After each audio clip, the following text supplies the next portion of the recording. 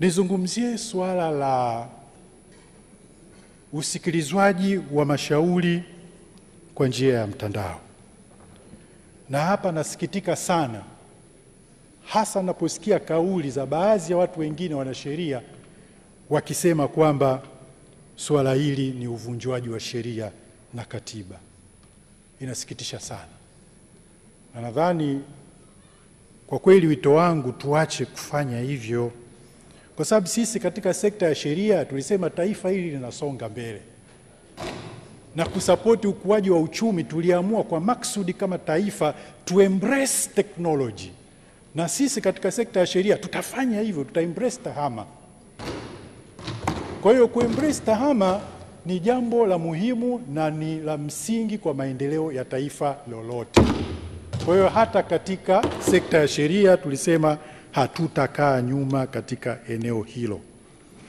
Kwa hivyo basi, katika sheria ya usimamizi wa haki na matumizi ya sheria, yani Judicature and Application of Laws Act, sura ya 358, kupitia kifungu cha 4 tuliamua kwa maksudi kabisa kama taifa kutengeneza kanuni za usikilizwaji wa mashauri kielektroniki nje ya mahakama.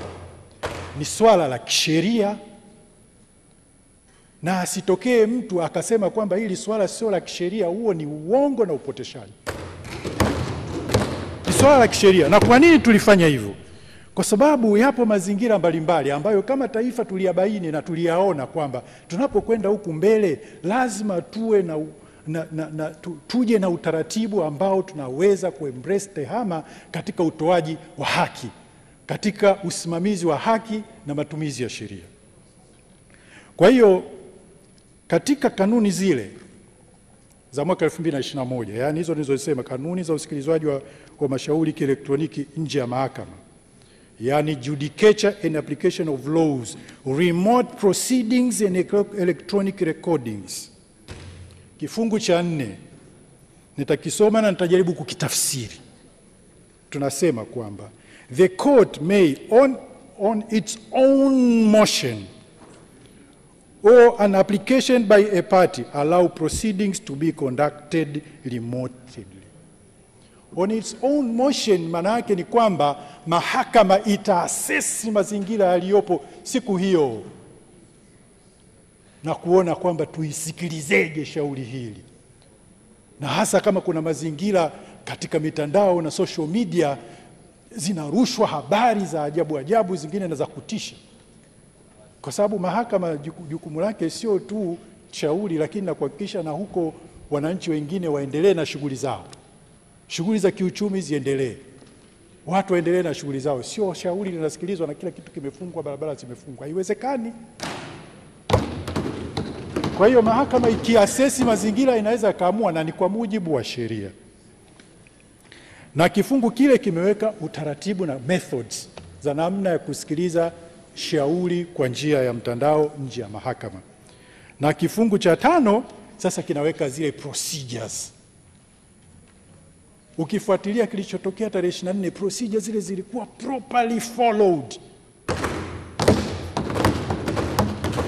Sasa huyu mtu anayetokea anasema kwamba kuna uvunjifu wa sheria. Sheria zipi? Sheria si ndio hii? Hii ndio sheria. Na mimi ninayezungumza hapa ndio mwanasheria mkuu wa serikali.